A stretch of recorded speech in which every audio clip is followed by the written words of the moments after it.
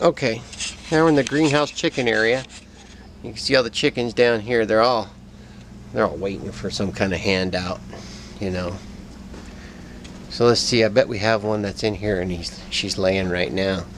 So let's take a look. Oh yeah, got one in here right now. Yeah. Hi, Cookie. We'll leave you alone. 5-6 eggs a day, like clockwork. Did some modifications to the watering system. I can show you that. All we did was covered it, made it look pretty, insulated it a little bit more, added some roofing materials over here. So the watering system is set up pretty well. There's a 5-gallon bucket in there. It's all set up on the automatic sprinkler so that there's a float valve, and I keep 4.5 gallons of water on the top side. If you come down on the bottom side, hey chickies, come down on the bottom side, you can see there's probably a gallon maybe in the chicken nipples. Here, I'll show you. Here we go. There we go. Chickens want some water? No? Hey, Pumpkin. Well, you better get out of here. What about the rest of you guys? Ginger, Ruby, and there's the twins. Alright, you guys. Okay, here's our other area. We just put these posts in the sunscreen. Sunscreen's going to cover, hopefully, what'll be a duckweed farm. Along with, and it'll be powered by the solar array as well as the greenhouse. And the idea behind it is just to get the direct sunlight off of it so we can grow the duckweed. And then of course we got to keep the chickens out of it, so it's probably going to use the containers on top of the spare water there, and then just use a 150-gallon stock tank. We'll have to wait and see. Okay, let's open the greenhouse and see what we got.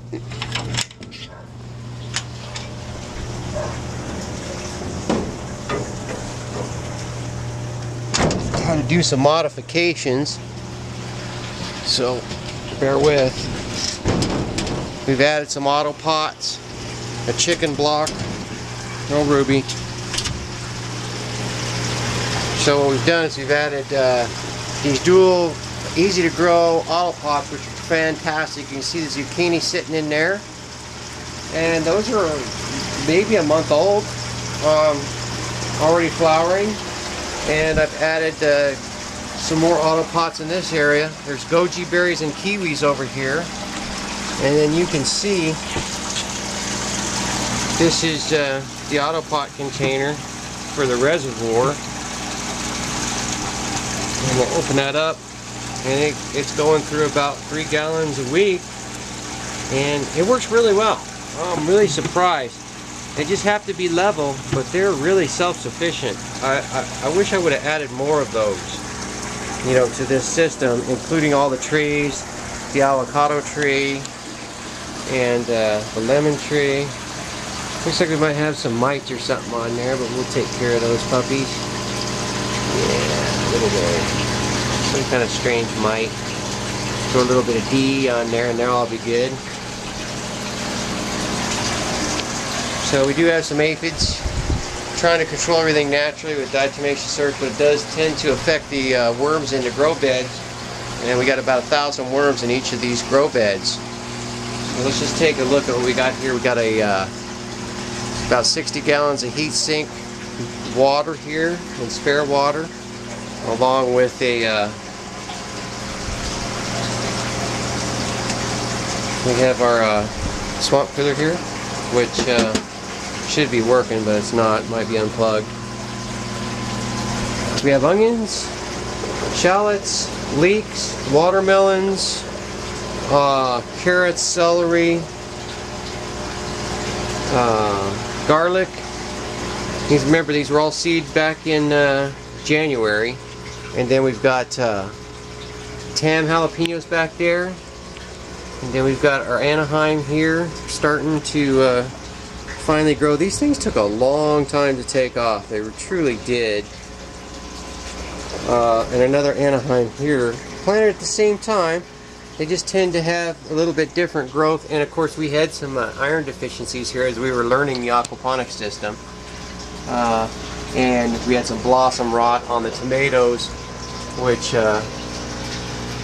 also indicates a mineral deficiency that we are learning to cope with. Now, I've tried planting some seeds here. It looks like we're going to get some cabbage coming in. Also, there's one of our watermelons back there. So we have some laying in the periphery of the beds. We have some new corn coming up. We've already harvested our corn. We had about, I don't know, 20 to 32 to 4-inch ears of corn with this Casino Dwarf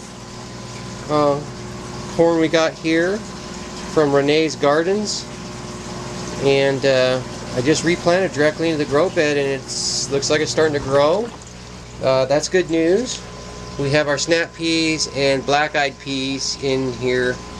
We had an aphid problem, so I put, as you can see, I put, those are all dead aphids and ladybugs. Put ladybugs in here, and they pooed all over everything. They just ate everything, and then they pooed and did their thing. So there's more carrots here. I don't know if you can see they're starting to come in. The corn coming in. These are just, these are green onions, or sometimes we call them scallions. So those are doing great. We took it out of the vertical towers. Too much of a pain working with the vertical towers. And of course we got the snap peas just going.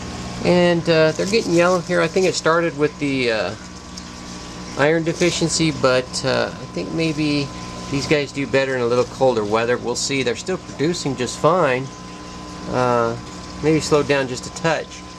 But if needed, we'll redo them. And there's some more of the black-eyed peas, or beans. You can see that there is some carrot growth in here, some lettuce growth from seed I've just planted directly. There's Brussels sprouts here, and we've been harvesting some of the broccoli. And there's some cabbage coming up there, a strawberry, and then there's watermelon here, as you can see. He's done a lot of vining, same watermelon plant. We've also used some of this expanded mylarized bubble wrap to help regulate temperature and light on both our equipment, the tanks. Learned a hard lesson with algae. Algae overcame the system. I was only putting 20 gallons of air into the system to aerate it, and that wasn't enough, and I lost 65 fish. So had to restock on the fish. Now we're down to about 60 fish, about 8-9 big fish, maybe 6 inches to 8 inches in length, and then I've got 50 or 60 fingerlings going. So over here you're also seeing watermelons strapped up. So we have the watermelon here, dried basil, and over here is our NTF system, thin film nutrient, or nutrient thin film. We've been harvesting the broccoli, and it looks like I got a little growth back here. Tomatoes are looking good.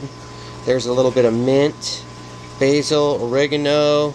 There should be, we've already harvested our romaine lettuces out of here, and the new batch is about 3 weeks old. We thought it should be doing better, but for some reason it just it could be too hot. We're getting in the 90s inside the greenhouse now, so some of this is just new growth, and the aromas are looking really good.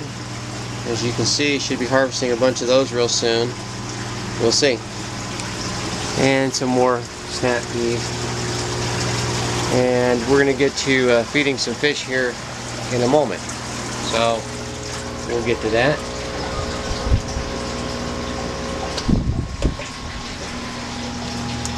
Pull this lid off,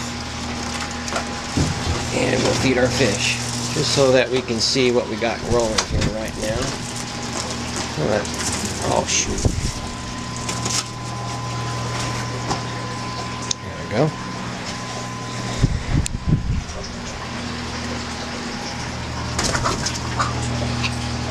Okay, so here's our fish. Let's get some feed.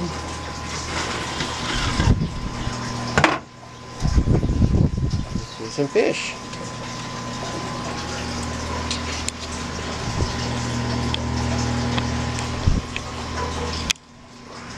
Okay. You guys hungry?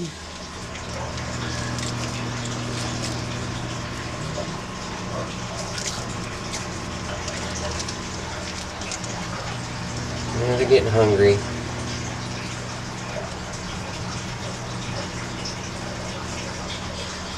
Kind of see how they're doing.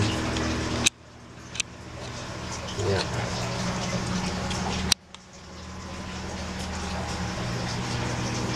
Come on, you guys.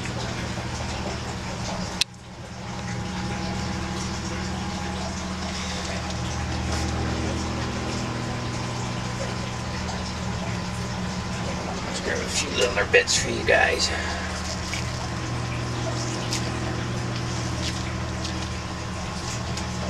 There we go.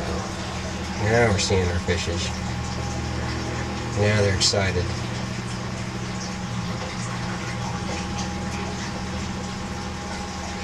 We need littler fish food.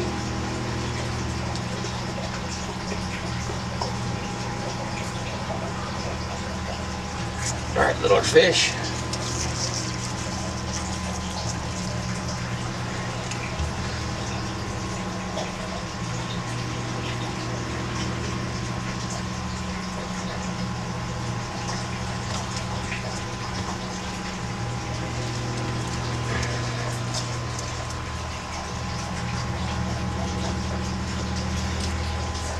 Another pinch here. Let's see what we got.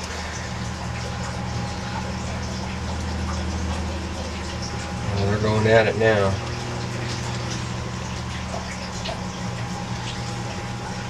Now we've had to add some algae eaters in here because with the direct sunlight we ended up with some algae that overcame the system and caused a large oxygen drop, and that was tough. We had some good sized fish in here at the time and lost a bunch of them, but you know, some of them survived. Looks like the rest are doing okay. So we've got 3 algae eaters in here and they're keeping it really clean. And another thing I noticed is we were getting in the sump tank some dead algae. Not a lot, but a little bit. So after reading online, we put a secondary pond filter in here, which is basically a biofilter. Has a screen in it, and that seems to have stabilized the water quite a bit actually. And that's probably because it takes a while for these grow beds to get real stable. I'm not really sure on that, so I'm going to have to play with it a little bit. Oh, there's big fishy, huh? Oh, there goes the swamp filler kicking on.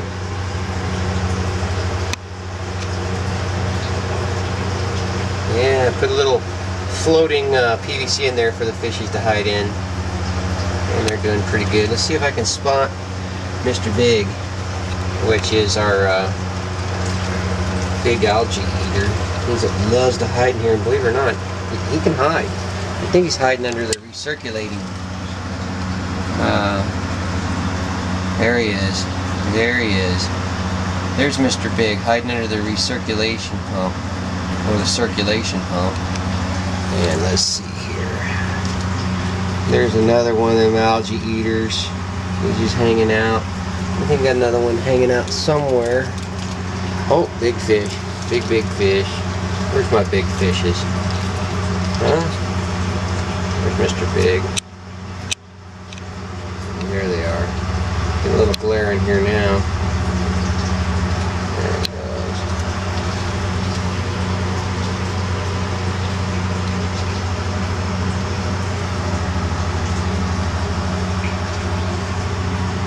goes. Okay, guys. Enough for today, huh? Alright, now I'm going to show you the recirculation filter. I bought a commercial pond filter just for ease of use, and here it is. It's right down here. Hopefully you can see it. Yeah, it's right here. Those are about 90 bucks, and I could have built my own, The valving was rather expensive. That way I could take it in and out as needed. And you can see here where the valves are. That way if it fills up or bypasses, I'll be okay. Also, the sump tank is definitely on a float system. And it's got the biggest pump in the system on it. It's working rather well. If I had to do the system over again, I would have gone with 1-inch siphon drains versus the 3/4. I think right now my cycle for one siphon up and down, ebb and flow, is 15 minutes. I would have liked to see that around 7 minutes up and down, and 1-inch would accomplish that. So if I take these apart, I will replace those. So it's kind of just a matter of trying to save some money. 1-inch fittings were quite a bit more for some reason right now. So that being said, we'll update you when we have more. Bye.